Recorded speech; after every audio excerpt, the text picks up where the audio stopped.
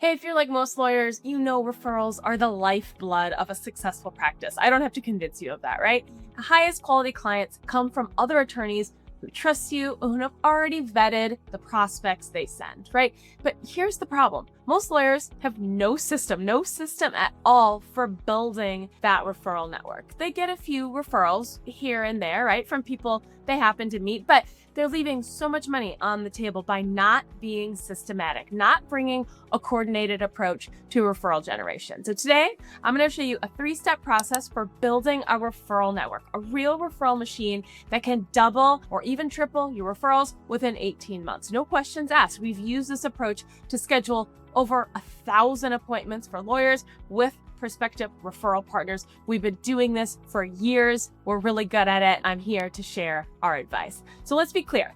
Firms that get consistent referrals didn't stumble into those relationships. This didn't happen by accident. No, they built them deliberately with a system. Here's what we're covering: how to build a targeted contact list, how to reach out efficiently without begging for business, and how to conduct first conversations that create real relationships. So let's start with building your contact list. You need to identify 50 local lawyers and allied professionals who could refer business to you. Think about those folks who would commonly come across the types of clients that you're looking for, really your ideal cases. Not 500, not 50. So why 50? It's manageable. And if 10% become referral sources, sending you one case per month, let's say, you've moved the needle significantly. It's pretty dramatic. So focus on attorneys who handle different types of cases or practice, in different areas, right? Complementary areas. They're not competitors, they're complements. So examples: if you're a bankruptcy attorney, target divorce lawyers. People going through divorce often have debt problems, right? Criminal defense, maybe look to bankruptcy, divorce, business lawyers. Personal injury, certainly bankruptcy and family lawyers, CPI clients pretty consistently. Same with allied professionals. So who are those professionals, those industry people who would come across your clients? Estate planning attorneys should connect with CPAs, accountants, financial advisors, insurance brokers, realtors even, right? Social security, disability lawyers should know chiropractors and mental health professionals. How we build these lists. This is important. We use chat, right? But also Google and Justia to find attorneys in complementary areas. You can't completely automate this process because you do need to do a bit of vetting. You want to make sure that these attorneys and these professionals are marketing themselves, right? They're far more likely to be able to send referral business your way if they are doing a good job marketing their own business, marketing their own firms. But Justia to find attorneys in complementary areas, right? But then you just need to get their name, website, phone number. That's it. For allied professionals, you can search terms like financial advisors near me or CPAs in your city. Focus on strong marketers. Like I said, they see more potential clients, hands down. Build a list of 50 names. So about 80% attorneys, 20% allied professionals. Then review it yourself. Delete anyone you wouldn't work with and anyone you specifically want to connect with. Highlight those folks.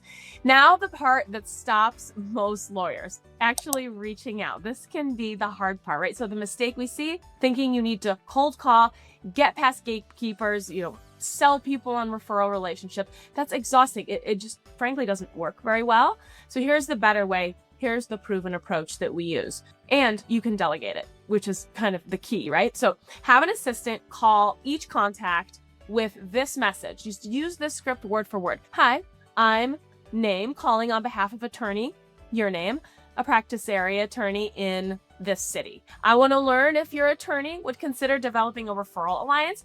May I speak with them or send them an email? Simple as that. Your assistant gets an email address, leaves a voicemail, and sends a short email. Again, use this email script. We have tried and tested and tested and tested. We've boiled things down to the most efficient, most effective core. This is what works. So email your name. Would you like to speak about a potential referral alliance? May we schedule a 15-minute call? You learn more at website. Here are some available times. So no hard sell, no complicated pitch. It's really just a straightforward request. This is beautiful because you're not begging. No one wants to beg and no one wants a beggar. So you're positioning this as mutual from the start, mutually beneficial from the very beginning. Results. On good stretches, 1 in 5 responds. That's what we found. On tougher stretches, maybe 1 in 15. So plan on 1 in 10, kind of that average, and you'll usually beat it. 50 contacts, you'll get 5 to 7 appointments with qualified, interested prospects who already want to talk to you. They're interested in forming a relationship with you. Now let's talk about handling those calls where either build a relationship or waste the opportunity, right? Those are kind of the two ways that those go. So do your homework first. That certainly helps. Google them, check LinkedIn, their website, social media, find common ground, maybe kids, same school, causes you share, anything you can really connect with them on, right? And then on the call, remember, 80% about them, 20% about you. You have 2 ears and 1 mouth. Ever hear that one? Listen more than you talk on these calls. It's a really good way to not only learn if you think the potential is there for this partner to potentially come across the types of clients that you're looking for, but also really kind of sets the relationship up in a nice way. So ask about their practice, of course. What led them to start it? You can get a little bit about their story, a little bit of insight into who they are as an attorney, but also who they are as a person.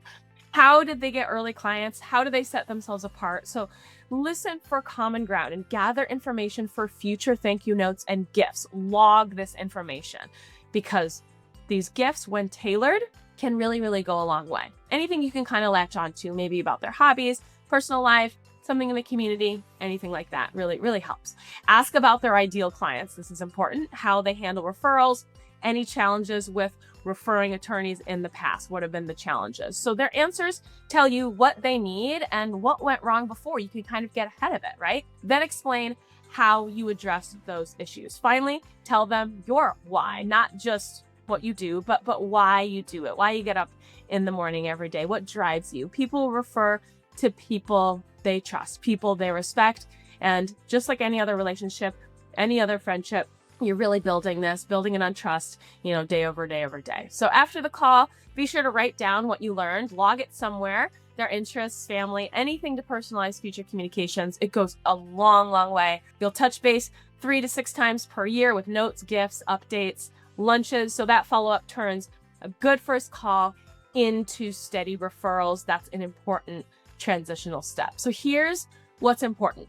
This isn't a quick fix. You're building infrastructure. You're building the foundation that compounds over time. If you've heard me talk about referrals in the past, you've heard me talk about this. So first few months, maybe 1 or 2 referrals trickle in, right?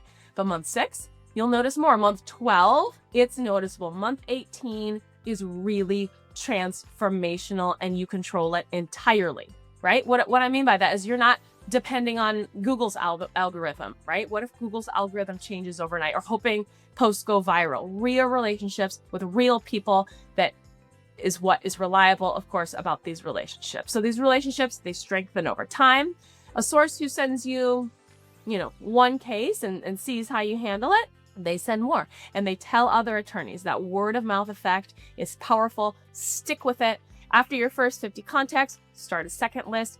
Keep the pipeline full. Don't wait. Keep it full. And remember, you're not just receiving referrals, you're referring out too. Don't forget about that. When clients need help outside your area, you've got trusted attorneys to send them to you, right? That doesn't mean that you're always reciprocating with a referral, but certainly when you have a client to send out, make sure that you do that.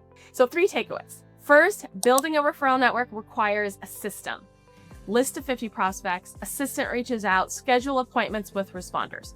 Second, those first calls are about listening and connecting, not selling. So ask questions, find common ground, show genuine interest. You're really trying to build trust and build a friendship, build a relationship, right? That is how you're going to strengthen these partnerships. And third, the magic is in the follow-up. It's not just that single one-time phone call, right?